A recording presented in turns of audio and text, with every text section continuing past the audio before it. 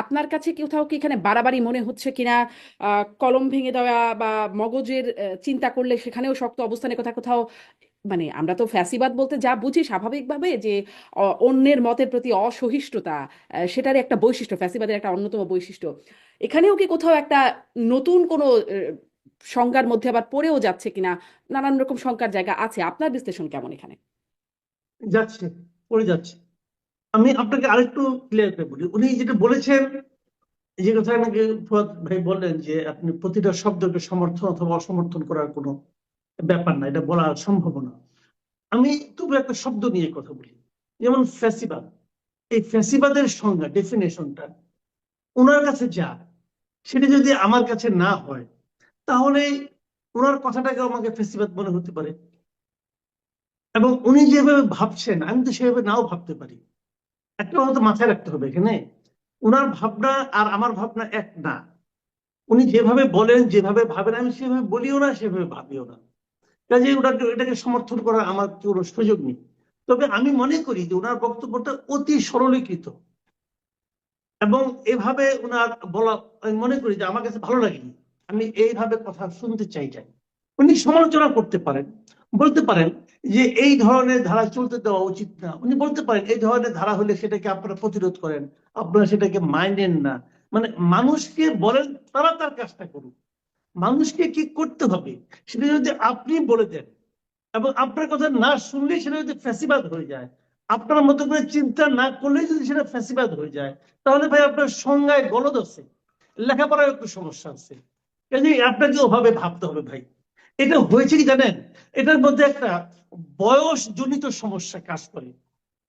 যখন আমরা ছোট ছিলাম, বড়জন ইউনিভার্সিটি পড়তাম, তখন একটা বিষয় নিয়ে যেভাবে কথা বলতাম, যে উত্তেজিত হয়ে যেতাম, যতই বয়স বাড়ে ততই কিন্তু উত্তেজনার মাত্রাটা কমে, কারণ তার সঙ্গে ওই প্রাপ্ত জ্ঞানের সঙ্গে না কিছু অভিজ্ঞতা যুক্ত হয়। আবার এই প্রাপ্ত জ্ঞানকে আমরা জীবনের সঙ্গে সিনক্রোনাইজ করতে চাই। এটা কিন্তু একটা বড় বিষয়। বইকে যদি আপনি জীবনের সঙ্গে না মিলাতে পারেন, তাহলে বইয়ের পড়া আপনার জন্য বিপদ ডেকে আনতে পারে। এটা হলো সারা দুনিয়ার নিয়ম। তো জীবনের সঙ্গে মেলাতে হবে, সমাজের সঙ্গে মেলাতে হবে। তো আপনি বলেছেন নিশ্চয়ই ওই সময় একটা পরিবেশ ছিল, উত্তেজনা তৈরি করতে পেরেছেন, অনেকে হাততালি পেয়েছেন, বাট এটা বাস্তবতা না। এটা যে বাস্তবতা না, এটা আমি একটা সিম্পল একটা কথা বলে রাখি আপনাকে। বাংলাদেশে তো নির্বাচন হবে, হবে না? নির্বাচনের জন্য যত কিছু হচ্ছে, যখন নির্বাচন হবে তখন দেখবেন যে ওনাদের এই কথা আসলে বাস্তবতা বিবর্জিত কথা। তখন যে বাস্তবতা দেশে তৈরি হবে, তখন দেখবেন এইগুলির কোনো বেল নাই, একদমই নাই। ওনাদেরও খোঁজখবর থাকবে কিনা আমার সন্দেহ আছে। কাজেই এখন যতদিন সরকারের সহযোগিতা পাচ্ছে, সমর্থন পাচ্ছে, বলে যাচ্ছে, বলে যাচ্ছে অনেক মানে নায়ক দেখছি, বিপ্লব নায়ক দেখছি, পরে দেখছি হারাই গেছে। এই যে ফুয়াদ ভাই তো বললেন যে আপনার এরশাদ বিরোধী আন্দোলনের সময় আমি তখন ঢাকা ইউনিভার্সিটি স্টুডেন্ট ভাই, শেষ দিকে আমরা তখন অনেক নেতা দেখছি, বিরাট বিরাট নেতা, এখন খুঁজেও পাওয়া যায় না। আছে, বেঁচে আছে। কাজেই সময়ের স্রোতে না অনেক বড় নেতাও ছোট হয়ে যায়, হারিয়ে যায়। আবার অনেক ছোট নেতা সময়ের প্রয়োজন ঠিক কাজটা করতে পারে, বলতে পারে যখন, তখন তারা বড় হয়ে দেখা দেয়। কাজেই এইগুলো হতে থাকবে। কিন্তু আমি যেটা বলি, এত উত্তেজিত হওয়ার কিছু নাই, না হওয়ার কিছু নাই।